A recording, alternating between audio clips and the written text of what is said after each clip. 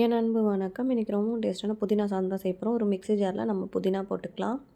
So ஒரு கட்டு புதினாவை add பண்ணிக்கிறேன். கொஞ்சமாக புளி ஆட் பண்ணிக்கலாம், கொட்டை இல்லாமல்.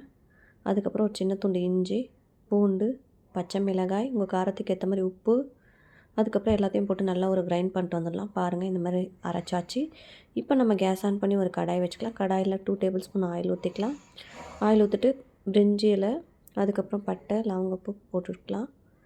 அன்னாச்சி பூ ஒன்று, 2 ஏலக்காய் போட்டுட்டு சீரகம் கொஞ்சம் போட்டு பொரிச்சிக்கலாம். முந்திரியும் போட்டுக்கலாம்.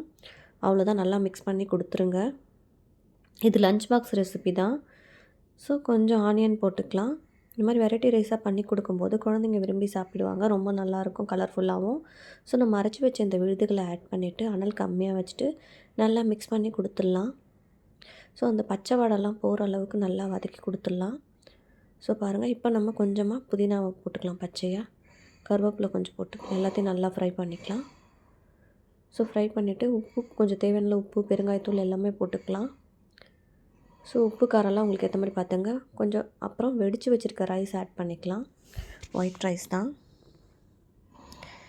ஸோ எத்தனை பேர் இருக்காங்களோ அதுக்கேற்ற மாதிரி நீங்கள் மிக்ஸ் பண்ணி கொடுத்துருங்க. அவ்வளோதான், ரொம்பவும் டேஸ்ட்டான நம்மளுடைய புதினா சாதம் ரொம்ப சிம்பிளாக லஞ்ச் பாக்ஸ் ரெசிபி ரெடி ஆகிடுச்சு. உங்கள் வீட்டில் நீங்கள் இந்த மாதிரி ட்ரை பண்ணி பாருங்கள்.